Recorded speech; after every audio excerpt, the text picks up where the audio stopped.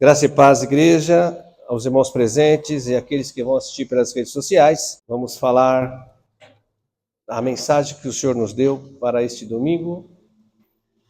Que o Espírito de Deus nos ajude a entender, nos ajude a guardar essa palavra na nossa alma, a Bíblia chama de coração, no nosso coração, e praticá-la e pregá-la. O tema de hoje é Falo do que há em minha alma.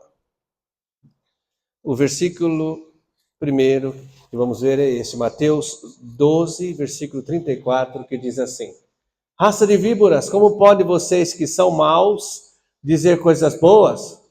Pois a boca fala do que está cheio o coração, a boca fala do que há na nossa alma. Vamos explicar aqui sobre alma, sobre o coração. Fala de valores. Aquilo que nos norteia na terra, os valores, né? Isso é certo, isso é errado, isso é bom, isso é mal. Então, aquilo que nós entendemos como valores é o que vai guiar nossas decisões, a nossa conduta aqui na terra e também para com Deus. Por isso que Deus diz que nós vamos ver esse versículo, nos dá um coração novo, né? Então, esse versículo aqui, os religiosos são classificados como raça de víboras e maus. Por quê? Os seus valores, os valores dos religiosos, estavam distorcidos em relação àquilo que Deus deixou para que o judeu seguisse, que era principalmente mostrar a bondade de Deus, mostrar o cuidado que Deus tem com a humanidade. E eles mostraram exatamente, estavam mostrando ali a perseguição, mostrando rituais, como foi falado aqui, que não levavam a nada, pois estavam distorcidos. A hipocrisia estava dentro do coração desses homens e o permanecer no poder estava no coração desses homens que aqui foram classificados como maus. E uma maneira de nós localizarmos, sabemos se uma pessoa é má ou não, é ouvir o que ela está falando. Porque aquilo que ela fala é o que realmente ela sente. O que está dentro dela, dentro do ser dela. A Bíblia chama aquilo que está no seu coração. Nós podemos fazer essa reflexão em nós também. Aquilo que nós falamos, como nós nos expressamos diante de certas coisas. É aquilo que está dentro do nosso coração, nossos valores estão ali. Por isso que o Senhor disse que começou um processo em nós de santificação, de mudança. Ele está mudando os nossos valores. Quanto mais nos aproximamos de Jesus, mais os nossos valores são mudados, são aperfeiçoados. Foi o que aconteceu com os discípulos. Veja Paulo. Paulo disse de perseguidor, ele passou a ser perseguido por amor a Cristo. Olha a mudança de valor aqui, né? Foi falado aqui também que nós não fazemos para ser salvos. Não fazemos para ser abençoados. Nós fazemos porque somos salvos e fazemos porque somos abençoados. Isso é mudança de valor. Isso é mudança de valor. E durante os versículos aqui lidos, o Senhor vai abordar os assuntos pertinentes àquilo que o Senhor quer falar conosco hoje de manhã e também sobre o que é dentro do nosso coração. Porque eu falo daquilo que está cheio na minha alma. Marcos 10, 17 a 23. E pondo-se a caminho, correu para ele um homem, o qual se ajoelhou diante dele e lhe perguntou: Bom mestre, que farei para herdar a vida eterna? E Jesus lhe disse: Por que me chamas bom? Ninguém há bom senão um, que é Deus. Tu sabes os mandamentos. Não adulterarás, não matarás, não furtarás, não dirás falso testemunho, não defraudarás alguém, honra a teu pai e a tua mãe. Ele, porém, Respondendo, lhe disse: Mestre, tudo isso tenho guardado desde a minha mocidade. E Jesus, olhando para ele, o amou e lhe disse: Falta-te uma coisa. Vai, vende tudo quanto tens e dá aos pobres, e terá um tesouro no céu. E vem, toma a tua cruz e segue-me. Mas ele, pesaroso desta palavra, retirou-se triste, porque possuía muitas propriedades. Então, Jesus, olhando ao redor, disse aos seus discípulos: Quão dificilmente entrarão no reino de Deus os que têm riquezas. Vamos falar aqui de novo, valores e alma. Primeiro, esse rapaz. Esse rapaz rico, mas havia um desejo ardente no coração desse moço que era salvação. Né? Porque ele possuía bens e possuía mordomias, riquezas, terras, servos. Mas ele se preocupava com, depois que ele morresse, salvação. Olha os valores que haviam na alma dele. Havia outros valores também no coração desse moço, que era os mandamentos da lei. Havia nele, porque ele falou: eu já faço isso. Então, onde estavam os mandamentos? Na alma. Por que não estava só na mente? Porque ele já fazia. Só voltando um pouco atrás, quando é que o aprendizado está só na mente, mas não está na alma? Quando a pessoa sabe o que tem que fazer, mas não faz.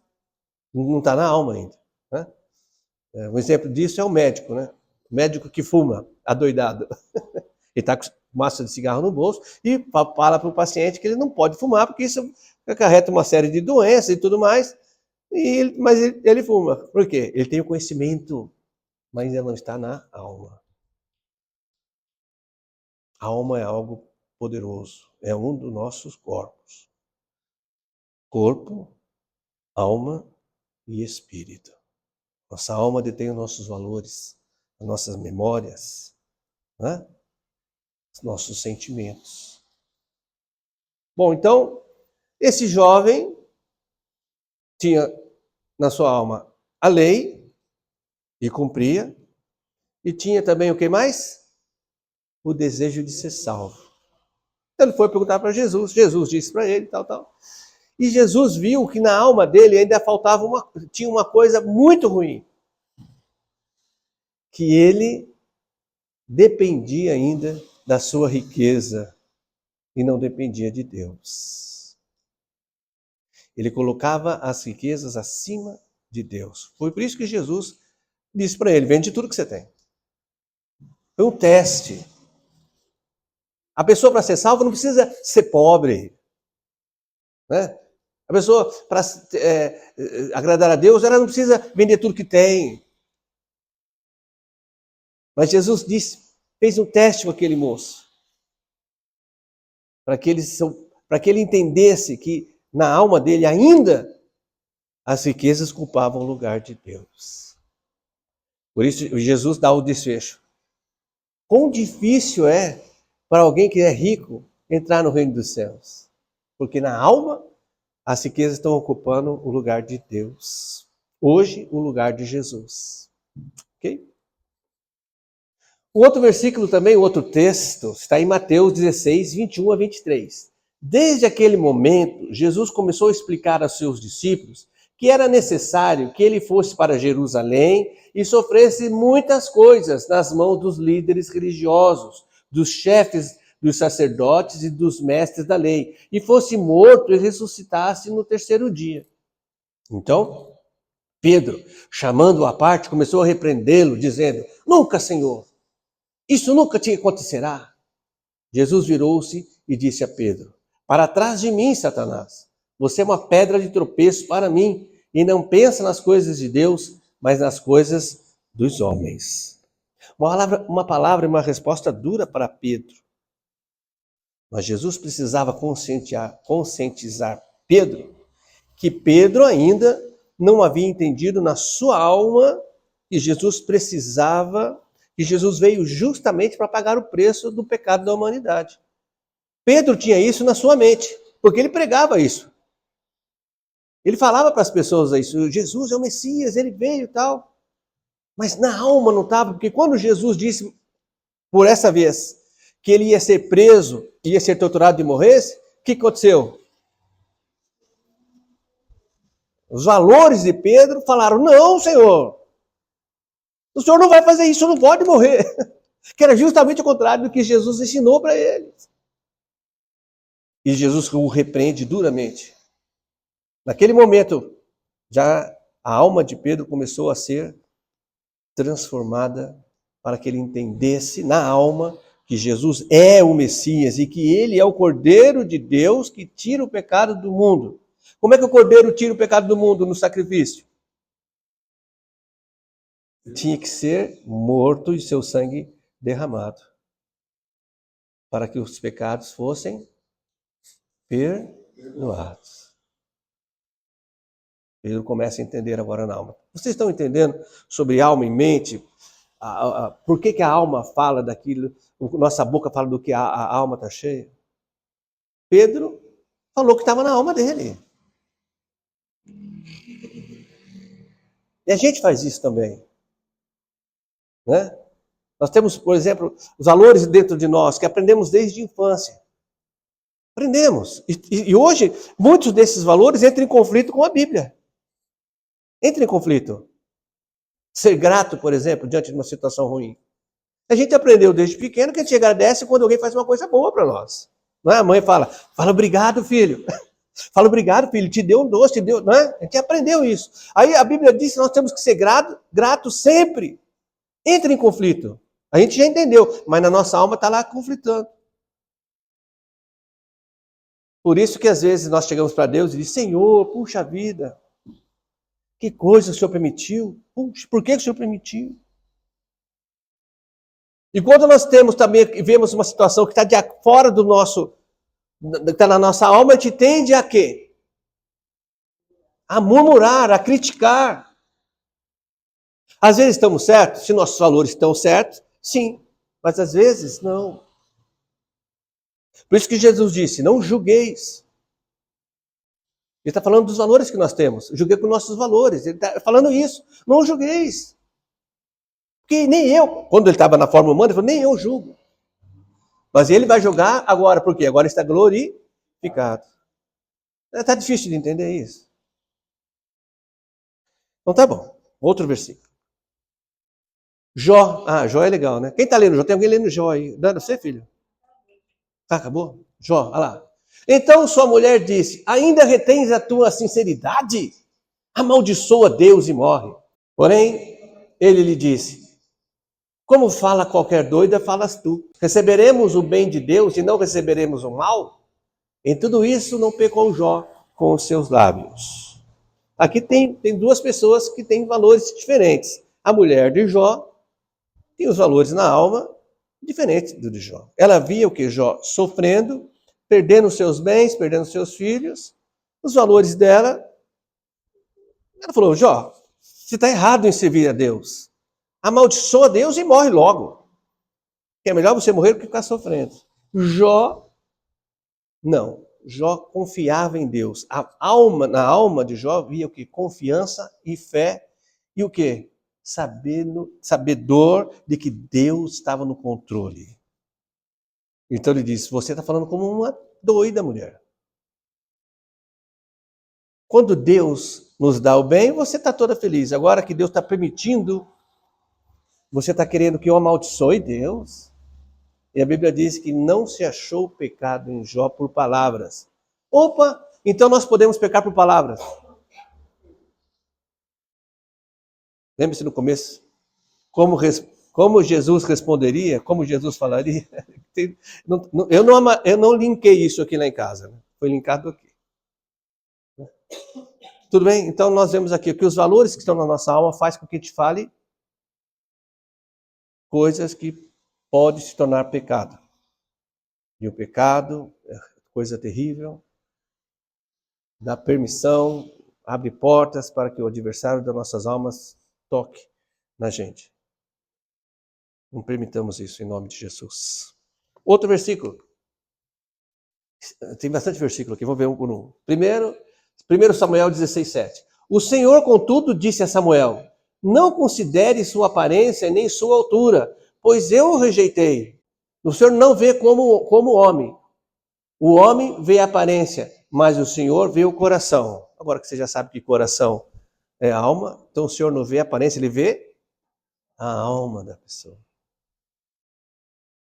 Então, é muito importante que nós venhamos a pedir ao Espírito de Deus para nos mudar os nossos valores de acordo com os que agradam a Deus. Mudar os valores.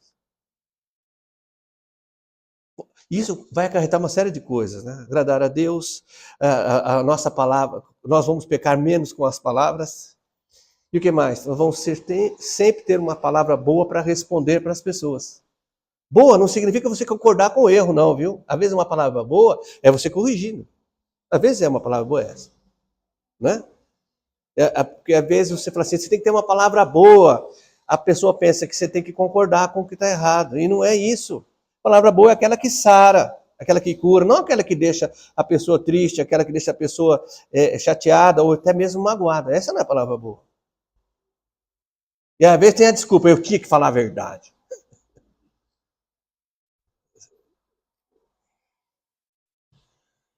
Salmo 51:10. Cria em mim um coração puro, ó Deus, e renova dentro de mim um espírito estável. Olha que coisa interessante. O Senhor linkou aqui a alma e o espírito. Quando a minha alma, os valores da minha alma são bons, o meu espírito ele está estável, ou seja, ele permanece. Não é aquela pessoa inconstante. Uma hora está assim, uma hora está de outro lado. Né? Uma hora confia em Deus, outra hora não. Por quê? Porque os valores na alma ainda precisam ser renovados pelo Espírito Santo de Deus. Tudo bem? Está difícil de entender?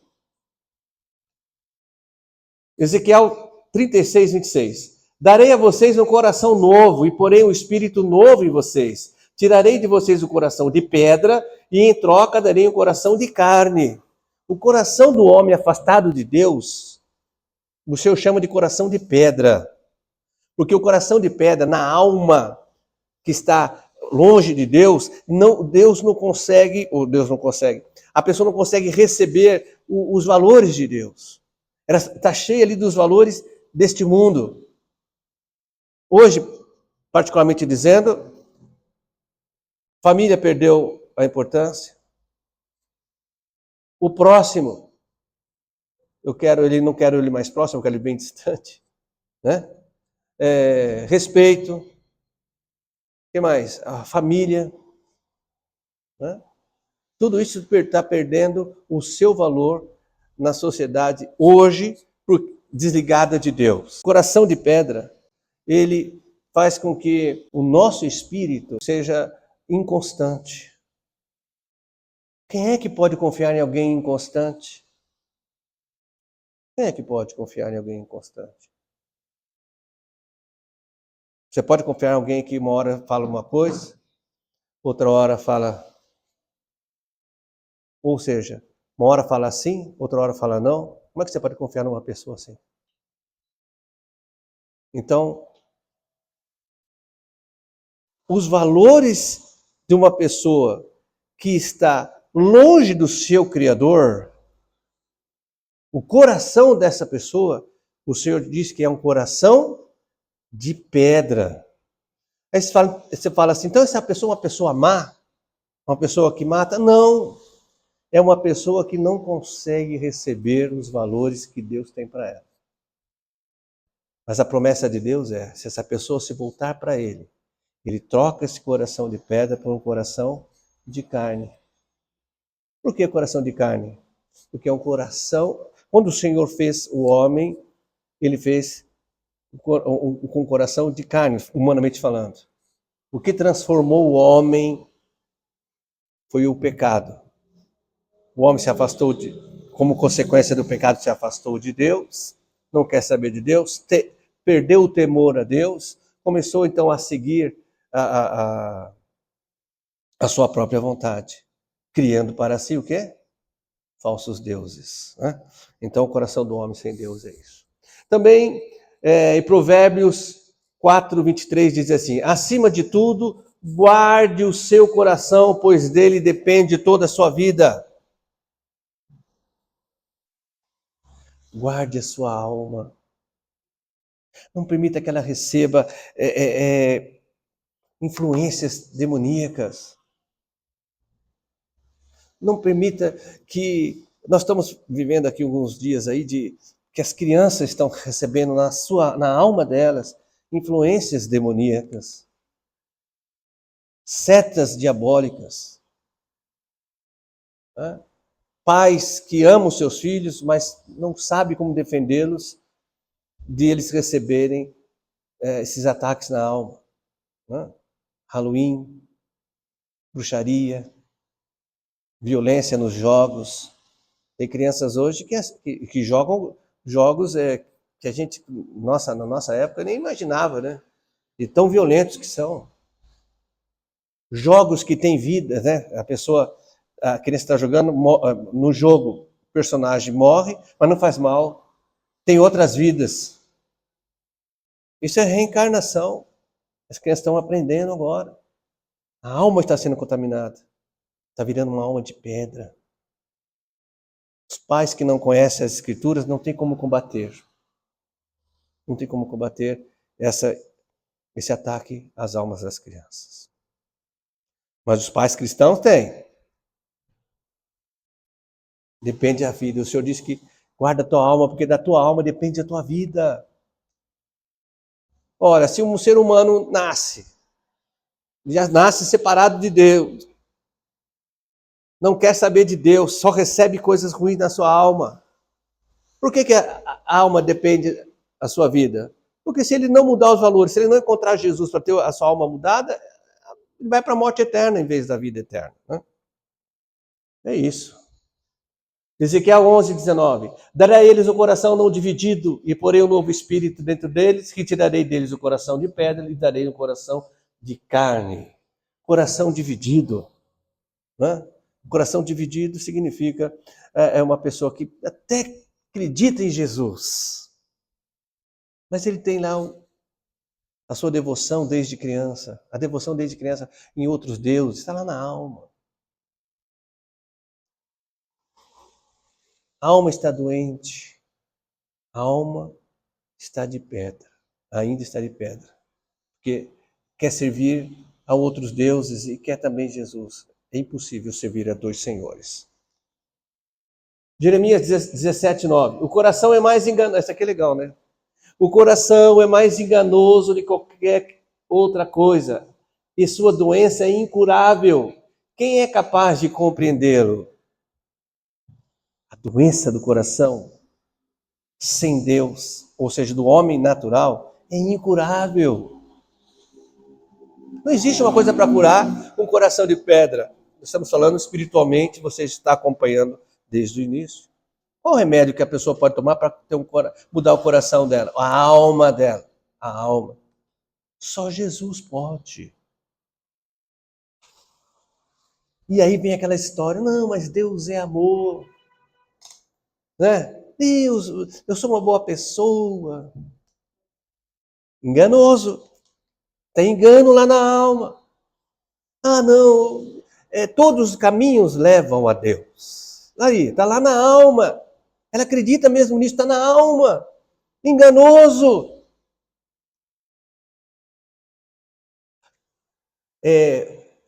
Os nomes são vários, mas Deus é um só. Está lá no coração dela. Está enganando e isso é uma doença incurável. Precisa encontrar rapidamente Jesus Cristo.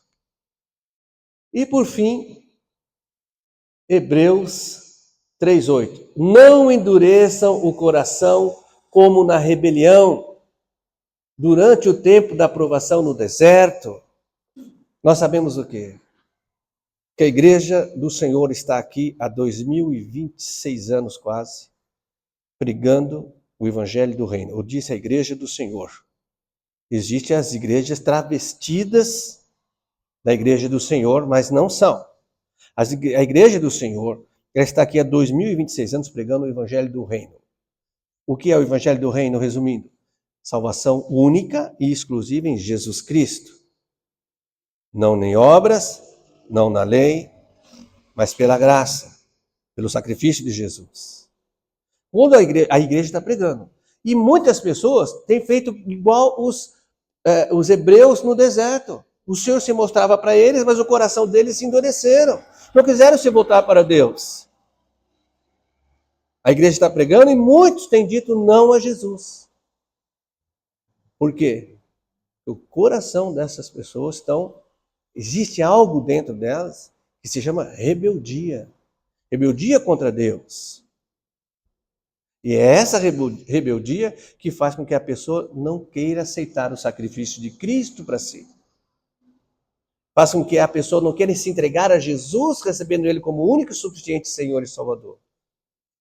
A palavra tem sido pregada é a mesma que Jesus pregou.